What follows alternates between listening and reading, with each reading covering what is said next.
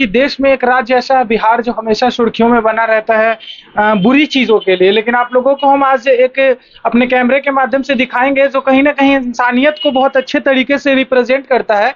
इसी विषय में हमारे साथ बात करने के लिए मौजूद है सामाजिक मुस्कान फाउंडेशन ट्रस्ट के प्रोजेक्ट डायरेक्टर। तो आइए हम इनसे जानेंगे कि इनका जो ट्रस्ट है वो अभी किन किन चीजों के लिए काम करता है और वो किस किस तरीके से काम करता है। सबसे पहले आप अपना इंट्रोडक्शन, क्या नाम है सर आपका? जी नमस्कार, मेरा नाम आर.के. सिंह है। मैं इस ट्रस्ट का प्रोजेक्ट डायरेक्टर हूँ। सर हम आपसे जानना चाहेंगे कि आपके ये जो ट्रस्ट है, काफी पुरानी ट्रस्ट तो है नहीं, 3-4 साल पहले ही आई है, तो ये जो ट्रस्ट है अभी फिलहाल किस किस चीजों पे काम करती है? जी हमारी जो ट्रस्ट है वो स्वास्थ्य, शिक्षा और रोजगार पे काम करती है। जी अभी जो हमारी ट्रस्ट है वो शिक्षा के लिए एक प्रोग्राम लेके आई है, एकलव्य स्कॉलरशिप छात्रवृत्ति योजना जो जिसको बोलते हैं हम लोग, ठीक है ना। इसके अंतर्गत हम क्लास 5 से लेकर क्लास 10 तक के बच्चों का एक मेरिट एग्जाम लेंगे, ठीक है, जो पूरा उनके मेरिट पे ही डिपेंड करेगा, ठीक है। ये एग्जाम 3 लेवल में होगी।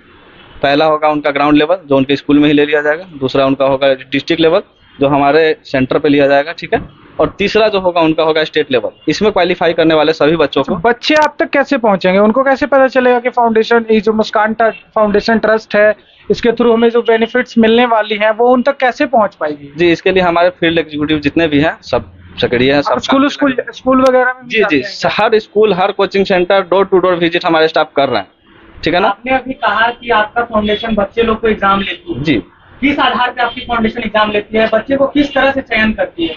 जी हमारा जो फाउंडेशन है ये एग्जाम लेके आपको बता दिए, पूरा मेरिट बेसिस एग्जाम है, ये उनके मेरिट पे है, उनके क्लास वाइज भी क्वेश्चन रहेगा, उनके क्लास से ही सारा सब, उनके विषय से ही सारा क्वेश्चन रहेगा। पहले वो बच्चे सिलेक्ट किस तरह से होते हैं? पहले हमारे कितने परसेंट आए तो कितना 60% में सिलेक्शन हो जाता है उनका, ठीक है ना, फर्स्ट लेवल ग्राउंड लेवल का। जैसे अभी जो आजकल चल रहा है कि कहीं जो होता है कि SC/ST को ज्यादा प्रेफरेंस दिया। नहीं, इसमें हमारा सर मेरिट बेसिस। आप किसी समुदाय, सामाजिक किसी समुदाय के लिए नहीं, आप एक मेरिट लिस्ट पे बच्चे जो क्वालिफाइड होंगे आपके एग्जाम में उसको ये बेनिफिट देंगे। क्या क्या बेनिफिट दे रहे हैं सर? जी ये हमारा बेनिफिट जो है सिर्फ स्टाइफंड है, ठीक है ना, छात्रवृत्ति है, एक पैसा है जो उनको 1 साल के पढ़ाई के खर्चा के रूप में दिया जाता है, जो बच्चे क्वालिफाई कर लेते हैं। अच्छा। उनको 1 साल? जी 1 साल के पढ़ाई के खर्चा के रूप में हम देते हैं उनको, 1 टाइम पेमेंट बच्चे के अकाउंट पर। अगर 1 साल बाद वो फिर से अप्लाई करना चाहे तो कोई बात नहीं, कर सकता है। उसके लिए कोई प्रोविजन या फिर कोई अलग? हमारा जो एग्जाम है सर, हम लोग साल में 1 बार कंडक्ट करेंगे हर साल।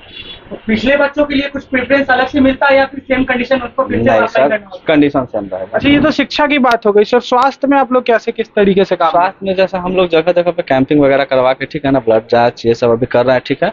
बाकी थोड़ा सा समय हमको लगेगा अभी फील्ड में उतरने में, ठीक है, अभी तो नया है, ज्यादा पुराना तो हुए नहीं, हम थोड़ा समय लगेगा पूरे फील्ड में उतर के अच्छे से मेडिकल। सवाल सर आपसे कि आप जो ये ट्रस्ट चला रहे हैं, इसमें जो आपकी सोर्स ऑफ इनकम जो होती है, ये सब चीजें मतलब आप कहाँ से ये सब चीजें हो पाती है? आपको किसी के तरफ से, गवर्नमेंट की तरफ से या फिर कहीं से कोई सहायता मिलती है? अभी तक तो फिलहाल कहीं से कोई सहायता नहीं, हम लोग प्राइवेट फंडिंग पे ही काम कर रहे हैं, अपने फंडिंग पे काम कर रहे हैं, ठीक है। अभी तक बस यही उम्मीद है कि कहीं से सहायता मिले। अच्छा, आपने एक चीज और हमारे साथ जिक्र किया था सर, सुकन्या लड़कियों के लिए कोई बहुत बड़ी सुविधा आपके तरफ से है सर, उसके बारे में थोड़ा समझा देते हैं। जी ये हमारी जो है ना कन्या उत्थान योजना है, सुकन्या नहीं, कन्या उत्थान योजना है हमारा, ठीक है। इसके अंतर्गत हम 0 से 15 साल तक की बच्चियों का अपने ट्रस्ट में एक अकाउंट खोलते हैं, उसके जो भी इसका हिस्सा बनते हैं उनको इससे बहुत सारा फायदा है। मतलब अकाउंट जो खुलता है वो कितने अमाउंट से खुलता है? जिसका कोई फिक्स अमाउंट नहीं, ठीक है, ये हर साल की बच्ची को उनके लिए अलग अलग है, ठीक है। तो ऐसा तो नहीं है सर कि वो जो पैसा आपके अकाउंट में जमा करेंगे उसी की फायदा जो होगी उसको 21 वर्ष बाद इंटरेस्ट के रूप में मिलेगी? आपकी चैरिटी की तरफ से, कुछ ट्रस्ट की तरफ से? हमारे सब ट्रस्ट की तरफ से ही मिलेगी उनको, ठीक है। उनका फायदा क्या होगा इसमें? जैसे होता है ना कि आप हर महीने, जैसे बहुत सारे ट्रस्ट ऐसे हैं जो कहते हैं कि आप 3 वर्ष से लेकर 21 वर्षों तक हमारे अकाउंट में मिनिमम कुछ राशि जमा कीजिए। नहीं सर, ये ऐसा कुछ सिस्टम नहीं है इसमें। 3 वर्ष से लगातार नहीं करना है कुछ भी, वो सिंगल पेमेंट होगा, वन टाइम इन्वेस्टमेंट है, ठीक है। उसमें कोई दोबारा नहीं है कि ये आप कीजिए फिर वो आप कीजिए, ऐसा कुछ नहीं है, ठीक है ना। अच्छा, आपके फाउंडेशन, आपका जो ट्रस्ट है मुस्कान, इसका मेन उद्देश्य क्या है? हमारा जो मेन उद्देश्य है वो स्वास्थ्य, शिक्षा और रोजगार है। इसको क्या मजबूत बनाना है? जी इसको मजबूत। आपको क्या लगता है किस तरह से ध्यान देना? रोजगार में सर हम अपने एम्प्लॉय को अभी तो फिलहाल खुद हायर कर रहे हैं, ठीक है, उनको रोजगार दे रहे हैं, उनको पेमेंट सैलरी वाइज रख रहे हैं, ठीक है। बाकी आने वाले समय में हम कुछ कंपनियों से बात कर रहे हैं जिसमें हम स्टाफ दे सके, तो बिहार के जितने भी जो बेरोजगार बच्चे हैं उनको हम काम दे पाएंगे आगे चल कहीं ना कहीं एक बहुत अच्छी पहलू है, जो चीजें सरकार की नजर से छिपी हुई है उनके लिए आप एक ट्रस्ट बना के, एक ऑर्गेनाइजेशन बना के आप जो कर रहे हैं, बहुत अच्छी चीज है। लेकिन क्या आपको क्या लगता है कि ये जो आपका ये जो लेवल अभी मतलब स्टार्टिंग का पीरियड है, आपको क्या लगता है इसमें बच्चे आपसे जुड़ रहे हैं, जुड़ पाएंगे आगे? जी, अभी तो फिलहाल काफी अच्छा रिपोर्ट है, बच्चे हमसे काफी ज्यादा संख्या में जुड़ रहे हैं, ठीक है, और आशा करते हैं कि बच्चे जुड़े और जितने ज्यादा बच्चे जुड़ेंगे उनको उतना ही लाभ होगा, ठीक अभी है। मेन फोकस आपका शिक्षा को लेके है। जी, अभी हमारा मेन फोकस शिक्षा और रोजगार को लेकर है। अच्छा, एक चीज बताइएगा, आजकल लोग के मन में बहुत ज्यादा डर है कि कई ट्रस्ट के नाम पे तो ट्रस्ट खोल देते हैं, जी, लेकिन वो कुछ दिन बाद तक चलाते भी ढंग से, उसके बाद गायब अचानक हो जाते हैं। तो क्या आपकी ट्रस्ट में उसी तरह से काम करेगी या फिर आपकी ट्रस्ट जो है अलग तरीके से काम करेगी? अगर अलग तरीके से करेगी तो हटके किस तरह, मतलब क्या चीज रहेगा, आपका मेन उद्देश्य क्या रहेगा अलग करने का? देखिए, हमारा तो उद्देश्य अभी सेम है, स्वास्थ्य, शिक्षा और रोजगार, ठीक है सर। और अलग से हट के रहने का बात ये, देखिए इंसान के ऊपर डिपेंड करता है कि भाई भाग जाएगी, ठीक है, भाग जाएगी, अभी दिमाग में चल रहा है, हम भी जाने कि भाग जाएगी, बहुत सारा ट्रस्ट के दिमाग में चल रहा है, बहुत ऐसा हो चुका है ना, इसलिए चल दिमाग में रहा है। हाँ जी जी क्योंकि 3,000 रुपए गरीब के लिए बहुत ज्यादा ही मायने रखता है, जी। तो कहीं ना कहीं उनके मन में डर रहता है कि अगर मेरे 3,000 रुपए गायब हो जाए। नहीं सर, इसके लिए हम उनको एज ए सिक्योरिटी पूरा चेक और एक बॉन्ड पेपर दे देते हैं, ठीक है।